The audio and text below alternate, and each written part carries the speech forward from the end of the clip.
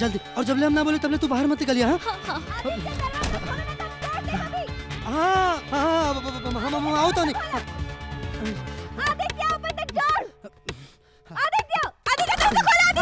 समायरा, तू यहाँ? माय जान, what a pleasant surprise, Samaira. Surprise my foot! How can you forget this, Aditya? कम से कम आज की शादी के दिन तो तोरा के याद रह के जाए ना। अरे हम वहाँ पे शूट पूरे तेरा इंतजार कर रहे हैं और तुम यहाँ पे बाथरोब पहन के घूम रहे हो। अरे शादी 9 बजे के रहला ना? 9 बज गेल का? नो ना, अब हम तो यार 12 बजे। मारो समायरा, वो चार और मारो, मेरी तरफ से भी मारो। हमारी बात तो सुना।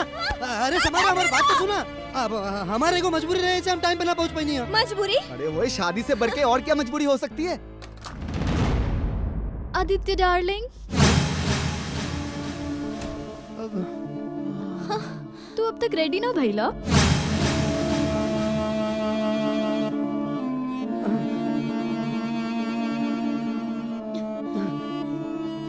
ई रहे तोहार मजबूरी?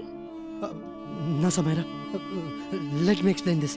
तू जैसन सोच रहल बाड़ू ना, ऐसन कुछ भी नहीं के।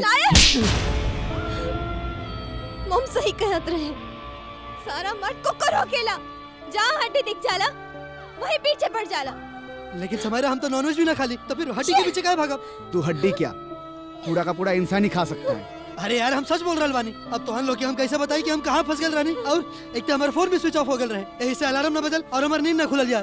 तो ये तुझे नींद से जगाने आई थी क्या? अब ना ना, अरे इतना कॉफी पी खातिर रहल रहे, है ना? मैं जानता हूँ तू आज तक बहुत सी लड़कियों को कॉफी पिलाया है, पर पता नहीं था तू अपनी भाभी को भी कॉफी पिला देगा। अरे यार समायरा, हमारी बात पे यकीन करा। Don't touch me, Aditya. आज के बाद हमके कॉल या मैसेज करके कोशिश भी कैले ना, तो हम तोरा पे केस कर दे। का? अरे समायरा, एक मिनट। हमारा दम तोड़ खून कर दे। ठीक बा, ठीक बा, एक मिनट।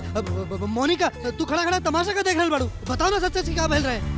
आदित्य, अब जो हो गई सो हो गई।